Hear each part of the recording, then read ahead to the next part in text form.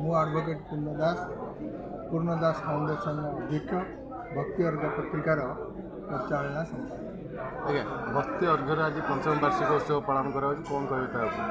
ଆଜିର ଏହି ଭକ୍ତି ଅର୍ଘ ଉତ୍ସବ ହେଉଛି ଅନୁଷ୍ଠାନର ପଞ୍ଚମ ଲୋକାର୍ପଣ ଉତ୍ସବ। ଏ ଅନୁଷ୍ଠାନ ଜଗନ୍ନାଥଙ୍କ ଉପରେ ଚେତନା, ଗବେଷଣା, ସଂସ୍କୃତି ଓ ପ୍ରଚାର ପ୍ରସାର ଉପରେ ତା'ର ଧ୍ୟାନ ଦିଏ। ଏତଦ୍ ବ୍ୟତୀତ ଅନୁଷ୍ଠାନ ସମାଜସେବା ଉପରେ ମଧ୍ୟ ଗୁରୁତ୍ୱ ଦେଇଆସି ଏବଂ ସେ ତା'ର କାର୍ଯ୍ୟକ୍ରମ ଚାଲିଛି। ଅନୁଷ୍ଠାନ ବର୍ଷକୁ 2 ଥର ହେଉଛି ଭକ୍ତି ଅର୍ଘ ପ୍ରୋଗ୍ରାମ୍ କରେ।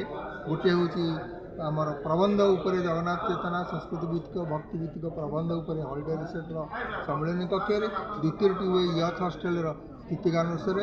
ବର୍ଷକୁ 2 ଥର ସମ୍ମାନ ଦିଆଯାଏ। ଗୋଟାଏ ହୁଏ ଭକ୍ତି ଅର୍ଘ ଗବେଷକ ସମ୍ମାନ, ଆଉ ଗୋଟେ ଭକ୍ତି ଅର୍ଘ ସଂଗଠନ ସମ୍ମାନ ଏବଂ ସ୍ତୁତିଗାସନ ଦିଆଯାଏ ପୂର୍ଣ୍ଣବ୍ରହ୍ମ ସମ୍ମାନ ଏବଂ ପୂର୍ଣ୍ଣବ୍ରହ୍ମ ସଂଗଠନ ସମ୍ମାନ।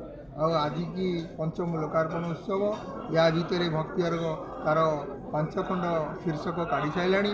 ଅନୁଭବରେ ଶ୍ରୀ ଜଗନ୍ନାଥ, ସାହିତ୍ୟରେ ଶ୍ରୀ ଜଗନ୍ନାଥ, ପୁରାଣରେ ଶ୍ରୀ ଜଗନ୍ନାଥ, ଭକ୍ତି ତତ୍ତ୍ୱରେ ଶ୍ରୀ ଜଗନ୍ନାଥ। ସେହିପରି ସ୍ତୁତିଗାନ ଉପରେ 6 ଖଣ୍ଡ ବହି କାଢ଼ି ସାରିଲାଣି। ତୁ ମୋ କାଳିଆ ସୁନା, ତୁଣ୍ଡରେ ମୋ ଶ୍ରୀ ଜଗନ୍ନାଥ, ମୋ ହୃଦୟ ସିଂହାସନରେ ଶ୍ରୀ ଜଗନ୍ନାଥ, ଏହିପରି ଅନେକ ବହି କାଢ଼ି ଅନୁଷ୍ଠାନ ତା'ର କାର୍ଯ୍ୟକ୍ରମ ଜାରି ରଖିଛି। ଜୟ ଜଗନ୍ନାଥ। ଆଜ୍ଞା, ଚଳିତ ବର୍ଷ ପୂର୍ଣ୍ଣ ଦାସ ଫାଉଣ୍ଡେସନ୍ ସହିତ ଓଡ଼ିଶା ସାହିତ୍ୟ ଏକାଡେମୀକୁ ଏ ବର୍ଷ ଆମର ଯେଉଁ ଭକ୍ତି ଅର୍ଘର ଲୋକାର୍ପିତ ଉତ୍ସବ ହେଲା ଏବଂ ଶୀର୍ଷକ ରହିଲା ପୁରାଣରେ ଶ୍ରୀ ଜଗନ୍ନାଥ। ଅନୁଷ୍ଠାନ ଏବଂ ସହଭାଗିତାରେ ଓଡ଼ିଶା ସାହିତ୍ୟ ଏକାଡେମୀର ସହଭାଗିତାରେ ଅନୁଷ୍ଠାନ ତା'ର କାର୍ଯ୍ୟ କରିଛି।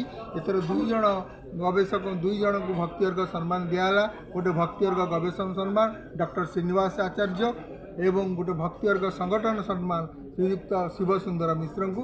ଏବଂ ପରବର୍ତ୍ତୀ ପର୍ଯ୍ୟାୟରେ ଆମର ଭକ୍ତି ଅର୍ଘର ସ୍ତୁତିଗାନୁସାରେ ୟଥ୍ ହଷ୍ଟେଲଟାରେ ହେବ ଏବଂ ତା'ର ଶୀର୍ଷକ ସ୍ଥିର କରାଯାଇଛି। ଆଜ୍ଞା, ଚଳିତ ବର୍ଷ ଏତେ ସୁନ୍ଦର ଭାବେ ଯେଉଁ ଭକ୍ତି ଅର୍ଘ କାର୍ଯ୍ୟକ୍ରମରେ ଶ୍ରେୟ ଆପଣ କାହାକୁ ଦେବେ? ଶ୍ରେୟ ମହାପ୍ରଭୁ ଶ୍ରୀ ଜଗନ୍ନାଥ। ଭକ୍ତି ଅର୍ଘର ଅନୁଷ୍ଠାନର ଶ୍ରେୟ ମୁଖ୍ୟ ପରାମର୍ଶଦାତା, ମୁଖ୍ୟଦାତା ଶ୍ରେୟ ସବୁ ମହାପ୍ରଭୁ। ତାଙ୍କର ଅପାର କରୁଣା ଆଉ ଏବଂ ତାଙ୍କର ଅଶେଷ କୃପା ଯୋଗୁଁ ଅନୁଷ୍ଠାନ ଆଜି ଆସିଛି। ସବୁ ଶ୍ରେୟ ତାଙ୍କର ଏବଂ ଦୋଷ ତ୍ରୁଟି ଆମର।